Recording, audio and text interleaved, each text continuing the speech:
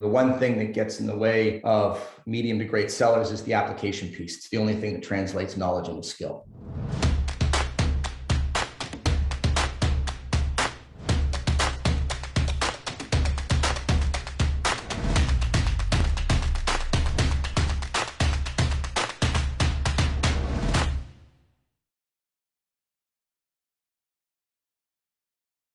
Ross, welcome to the Kluster community blog. I'm super excited for this discussion on upskilling reps. But first of all, I'd like to start off with a bit about you. So Ross, what is your story in sales up until this point? Well, it's been a pretty good run. I've been software high-tech sales for just under 10 years now is when I got into it, sort of late 20s. And attention primarily on the revenue side of the business, building pipeline, building sales teams. And then I got into sales training 4 years ago. So that's a little bit about my background, and the company I am with is Conscious Selling. So we're in the business of helping high-tech organizations at various stages, mainly high growth, do what we're going to be talking a lot about today, which is, how to figure out how to become more top performers and grow revenue. So I'm Canadian, I'm north of the border. I'm a father of 3, and Fantastic. That's my spiel. Fantastic. That's a great download there. So why the move into coaching 4 years ago? Well, I look forward the most every month. As much as I love to manage the business, it was, couldn't wait for the new cohort to arrive. Really? And we'd spend quite a bit of time hiring them in. But when you get them into the organization and you bring them up to speed and you get them sort of aligned with your key philosophies and guiding principles and teach them how to be successful, that was really where I did the most amount of good work. So I think that triggered a lot of wanting to move to the sales training space. Fantastic. That's a great segue then into our first question. So Ross, in your mind, what defines an A player? So there's 2 ways of looking at this. There's the metrics and then the actual personality traits. If we begin with the personality traits, how would you define an A player? Biggest thing, because it's the question, what makes A players stand out? First and foremost, it's the killer instinct. It's wanting to win. And if salespeople are listening to this, you got to ask yourself if you have crossed the chasm yet. Some people are new to sales and they haven't got too far into their role yet. Some of them may be in denial. Maybe they want to do something else, but not until you make the decision to be world-class are you going to have any chance to become world-class. So I think that's the first thing. And killer instinct doesn't always exist in everyone. And when I'm talking about killer instinct, I'm talking about someone who walks into an organization, doesn't just want to be number 1 on a team, doesn't just want to be number 1 in their territory or the segment that they sell into. They want to be number 1 everywhere, overall, all over the place. Yeah. So I'd say that's the biggest thing that needs to be in place. And if not, tough. Right? I like that, the killer instinct. I like that a lot. So in your time in sales, how often do you come across a rep who has that killer instinct that we're talking about here? Not often enough. Okay. Not often enough. It's evident when you come across them because they're obsessed. All they want to do is get better. They take in the right information, they hang around the right people, and they're willing to practice. The one thing that gets in the way of medium to great sellers is the application piece. It's the only thing that translates knowledge into skill. So how do you find people? How do you align them with your philosophy? And I think that's also where it starts too, right? Salespeople have this guiding philosophy that needs to align with the company. And, some companies could be to fill a market need. Other companies solve a social problem. Other companies make as much money as humanly possible. And those are all fantastic philosophies. But the salesperson who walks into the organization, if the philosophy doesn't align, it can cause problems. And 99% of the time, companies may fool you. They may say we're here to solve a problem, solve a personal problem, solve a social problem. But then you find out all they care about is building pipeline, and figuring out the fastest way humanly possible to get to IPO. And there's nothing wrong with that. Yeah. It's actually an organization that I would love to be a part of, but that's another piece of advice for someone who isn't necessarily getting where they want to go. You got to ask yourself, is there alignment there? Awesome. That's a great piece there. On an A rep, I'm interested in your opinion on how much of this is a mentality thing and how much of it is a talent thing. So like a mentality in terms of like, would they have been able to just, if they went into any sorts of space, would they still be able to replicate the similar sorts of results? Or is this, do you think there are talented salespeople out there who have the characteristics that allow them to be a success? Some people have the intangibles. There's definitely things that can and can't be taught. And that's what you've got to think of when you're bringing new people into your organization. People with killer instincts that want to dominate everything that they do and win, they're going to do well at anything. Doesn't matter what. You put them in a CSM role, they're going to do well. Put them in a growth role, BDR, doesn't matter. They're going to win because there's only one choice, and that's to win. But sorry, I don't know if that was answering your question or not, but. No, yeah, that's 100%. That's kind of where I thought it would be. Mentality in sales. I mean, it's hard to combine it. The A reps have a truly great mentality. A question for you now as someone who coaches these: how easy are A players to coach and to lead? Most of the time, it's like a hot knife through butter. Yeah. Because they've made the decision to be excellent. They view you as a vehicle to get there. And they have this mentality of, you tell me what to do and I'll do it. Yeah. Hold themselves accountable. They're willing to fall over. And that's the other thing that kind of gets in the way is, I believe that when you assign someone a sales quota, sometimes common sense goes out the window. So for example, I hire you into an organization, you interview extremely well, everyone falls deeply in love with you. They love you. It's Theo, the guy's the man. However, you get on a sales call, your first sales call, and you morph into some unrecognizable human being that no one's ever heard of. And you start doing things that you typically wouldn't do unless you were in a sales situation. And that's because you're operating from this place of fear. Fear of not hitting quota, fear of what your manager thinks of you, fear of not being qualified to speak to these prospective clients, to pull the pain, to quantify the business financial impact. Whatever the case is, you freak out. And again, you got to ask yourself, if you're not a high performer, are you operating from this place of fear, or are you operating from this place of power? I'm in a place of power. I deserve to be in front of these prospective clients. I get them what they want. And what that is more success. That's so interesting. So go into that for me a bit more. So you're saying that A players understand they operate in a place not of fear but of power. How do you get that shift? Because I'm assuming not every person starts with that. It's quite a nervous situation to maybe cold call someone for the first time. How do you make that shift? Is it a learned behavior? Yes. Okay. And for some, it takes longer than others. What you're trying to get into is what's called a prosperity mindset. So if you carry a quota, whether you're on a monthly or quarterly, your attitude is, I'm going to be okay. So if I'm interacting with you for the first time, I got a big opportunity with you. I'm okay if I get the deal or not. I don't sound desperate. I don't sound like I need the business. Yeah. I know I've got enough skill. If it doesn't go well with you, Theo, I got a million different people to call. My pipeline's big, no big deal. We're still friends. So the other way to get someone in a prosperity mindset is to put a whole bunch of money in their bank account.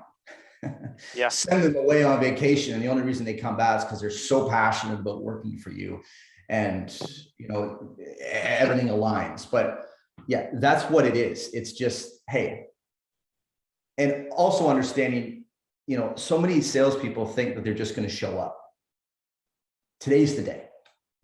You will never rise to the occasion, ever. You only fall to your highest level of preparation. That's it. So while all these sellers think that they're going to have a good month, it doesn't happen. That's a great quote.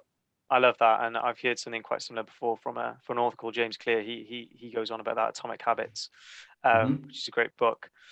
So you mentioned something there about, be understanding that, okay, if I lose this deal, I lose this deal, but I'm prepared for it. So how do you strike the perfect balance between? Because I think it is important to be very much like, I understand I can lose this and I can win this, and I'm okay with both actually, because I believe that I can get something else somewhere else.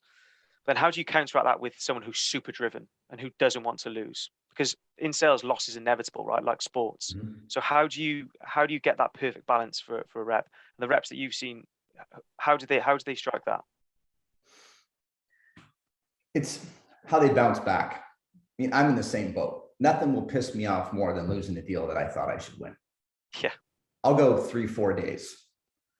Maybe I won't show it, but I'm angry for a lot of different reasons, because maybe I think I've wasted my time. But then I take a step back and I ask myself, what really happened? What has gone on? And this is when I will lean on my mentor, right? So Guru Ganesha is he's my business partner, he's my coach, he's my best friend, he's my mentor, everything. So I'll call him and he'll go, I get it. Give me 15 minutes and we'll dig into the deal. And we'll figure out that it wasn't meant to be.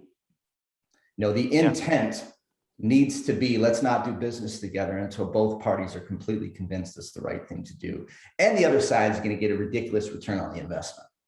But when you actually take the time to not just hammer down the phone, get mad, and move on to the next one, when you actually think about it and you break it down, you start to figure out you never, ever had it in the first place for all these reasons. And when you do that exercise, all of a sudden it becomes okay. awesome. So let's set a scenario then. Let's say X rep loses a deal. What would you recommend that they do when they lose that deal the same day? Well, the first thing I would do is you got to make the prospective client that you're selling to your mentor.